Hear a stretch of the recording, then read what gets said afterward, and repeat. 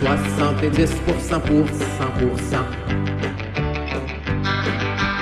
70% pour 100%. All right. Let's go, gang. Come on.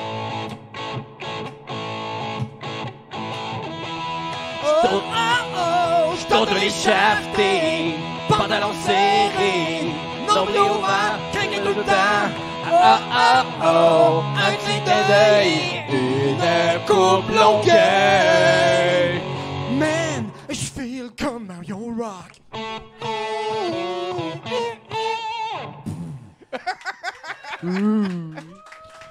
Merci les gars, merci. Merci, Mario Et on Rock. s'en va écouter Bruno chialer.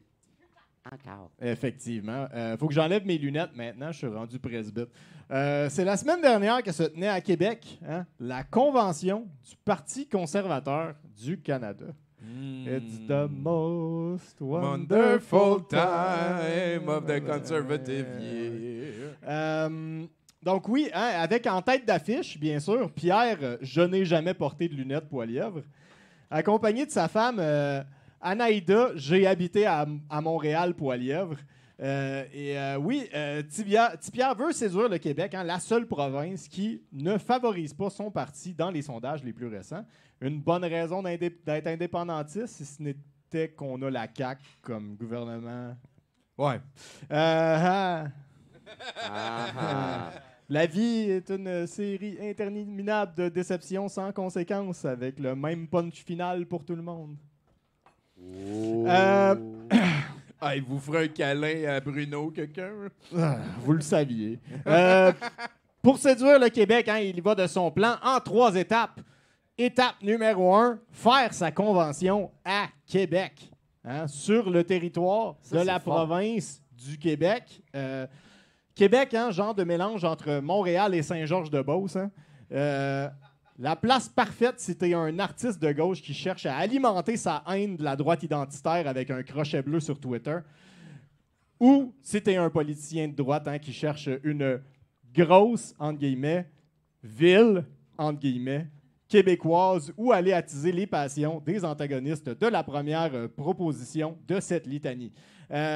Québec, c'est une ville super cool, si ce n'est que leur culture, c'est encore la radio poubelle, qui est encore aussi présente que quand Jeff Fillion était capable d'inspirer des foules de conducteurs de Honda physique avec des calottes à 200$ pour défendre la liberté d'expression.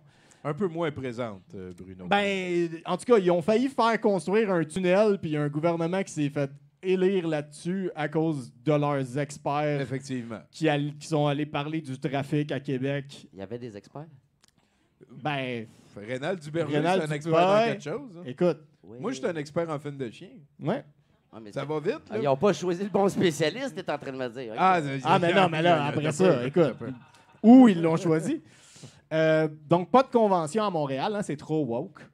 Sherbrooke, c'est trop petit. Beauceville, trop d'odeur, trop laide, trop cave. Même pour le Parti conservateur, quand même. Même pour le Parti conservateur. Et donc, Québec, c'est la solution. J'en profite pour saluer mes amis de Québec. J'adore Québec, vous le savez.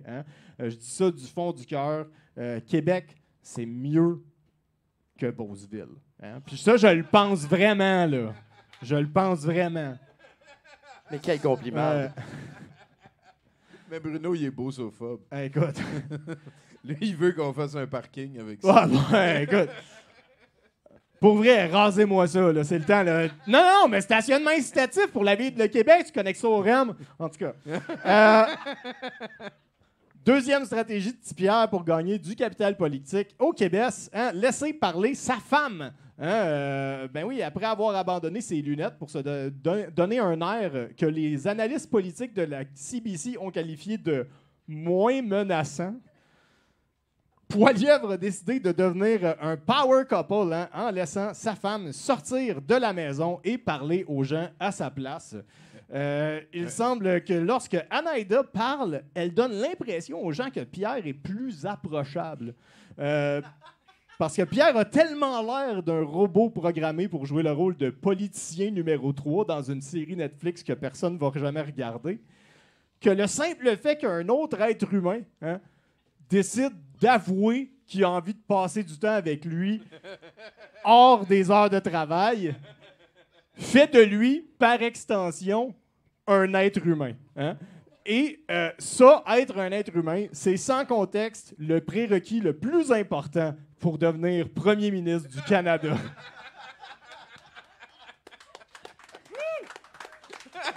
Hey, la barre est haute en Chris. Je veux mentionner, avant de te laisser y retourner, que la femme de Poilièvre a partagé hier sur Twitter du True North, qui est comme l'équivalent un petit peu de InfoWars d'Alex Jones au Canada. Là. Ça va bien, ça va bien. Trucker, ça c'est sûr. Enfin, Poilièvre, il va de sa 3e stratégie pour séduire les Québécois, rebrander sa rhétorique. On en a entendu parler, ceux qui écoutent les nouvelles, OK, personne, c'est juste moi, vous prenez toutes vos nouvelles de moi. OK, c'est bon. Si vous écoutez les nouvelles... Dans mon cas, oui, en ce moment. Poilièvre est en rebranding. Il a été élu chef du Parti conservateur en étant le plus extrême de la gang, en disant les choses les plus atroces d'un point de vue culturel qu'on a entendu depuis la Révolution tranquille. Mais il a juste fait ça pour devenir chef du parti, pour séduire la fringe, parce que, voilà, tout le monde allait voler pour lui, surtout quand ils sont conservateurs. Il pensait pas ces choses-là pour vrai, là. Bon, il y a encore de la rhétorique haineuse contre les droits des personnes trans, mais tu sais, est-ce que c'est vraiment le Parti conservateur s'il n'y a pas au moins un peu de haine?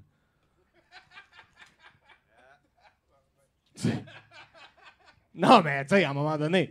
Donc, oui, Poilièvre tente depuis un bout de paraître moins menaçant, mais pas seulement en enlevant ses lunettes, mais aussi en parlant de choses plus universelles et vagues qu'il peut blâmer sur Justin Trudeau, comme l'abordabilité des logements et l'inflation.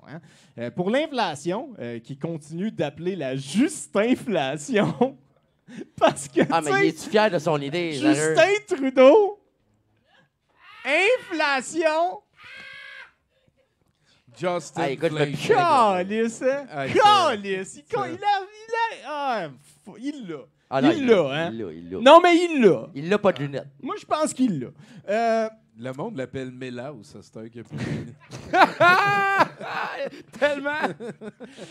Donc, peu importe le fait qu'on est dans le 2e pays du G20 le moins impacté par l'inflation et que le fait que, de toute façon, ça n'a aucun lien avec le gouvernement en place ou si peu.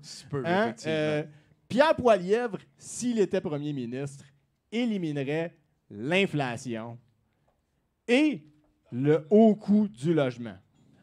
Tu es au courant que c'est planétaire, cette histoire-là? De la poudre de Poilièvre pimpin. Parce qu'on peut aller voir ces politiques d'abordabilité, au-delà de la taxe carbone, qui est son cheval de bataille principal, parce que les changements climatiques, ça n'existe pas. Faites vos recherches. L'autre secteur en particulier qui est mis de l'avant dans son argumentaire, c'est le logement. Oui, le logement coûte cher et il n'y en a pas assez. Et la solution de Tipierre, construire plus de logements qui coûtent moins cher. Hey, on est-tu en retard? Voilà. Mais voilà. mettre au pouvoir avant. Voilà. Mais l'idée est donc bien bonne. C'est vraiment une bonne idée. Puis, sais-tu quoi? Il y a un plan. Il y a un plan pour réussir, Tommy. Parce que le Canada a une très faible densité de population. Alors, pourquoi ne pas construire plus de maisons là où il n'y en a pas? Ben voilà! Et voilà. On devrait couronner roi, le gars voilà. qui dit ça. Selon Pierre, le Canada construit moins de maisons aujourd'hui que dans les années 70, même si la population a augmenté depuis les années 70. Et elle n'est pas essayée d'y expliquer que les maisons qui ont été construites dans les années 70 existent encore aujourd'hui, ou qu'on a continué à construire des maisons entre aujourd'hui et 1970, maisons qui, elles aussi, existent encore aujourd'hui. Majoritairement. Ou même que la majorité des habitations construites ont été construites dans les grands centres, les endroits où on cherche à construire plus d'habitations et où il manque de terrain pour construire des habitations. Écoute, ça va rien changer de dire ça. La solution, construire plus de maisons, et il va le faire, Tommy. Mais comment? En permettant, non, en obligeant les municipalités Enfin. à construire 15 % de plus d'habitations par année, hein, sous peine de perdre du financement fédéral si elles n'y arrivent pas, ou d'obtenir un bonus du fédéral si elles dépassent 15 % de plus d'habitations. Non, mais c'est illégal, ça. Et comment qu'on fait ça? Ben oui, mais attends. OK. À date, c'est illégal. Il était temps là, qu'ils sortent la ceinture aux municipalités. On dirait clairement c'est eux autres le problème. On élimine la bureaucratie. Pourquoi payer des experts, faire des commissions, ou même mettre des règles au bâtiment? Règles de bâtiment. Ça sonne niaiseux, là. 4 murs, un toit, puis une Aïe, porte patio pour aller Parlons au mettre le Maroc. barbecue. Ça fait juste ralentir le processus et empêcher la construction de plus de bâtiments. Hein, j'irais même plus loin. Pourquoi engager des plombiers, des électriciens, des tireurs de joints? Les gars de construction sont capables de faire ça. Moi j'ai une solution aussi qui est pratique, c'est one fits all, tu sauges. Tu vas brûler de la sauge. Tu vas brûler de la sauge C'est à ça, la fin, bonne puis ça pensée, règle puis tout. ça Non, mais règle pour tout, vrai. tout. Non, mais, tu sais, puis s'il y a une chose qu'on sait sur la construction, c'est que c'est jamais corrompu. En plus, À date. rendu là, creuse-toi un trou. Là. Que sa stratégie fonctionne ou non, hein, si la tendance se maintient, Poilievre sera le prochain premier ministre du Canada. Et personnellement, j'ai extrêmement hâte de prendre ma retraite dans un appartement en décrépitude fabriqué en 2027, situé à 25 minutes en char de la station REM de Saint-Zénon. Bruno Corbin, mesdames, messieurs! Il est en feu, hein? T'es-tu woke, toi aussi? On est pas mal woke, ça. Ah, moi, non, mais j'adore parler. 70% pour 100%.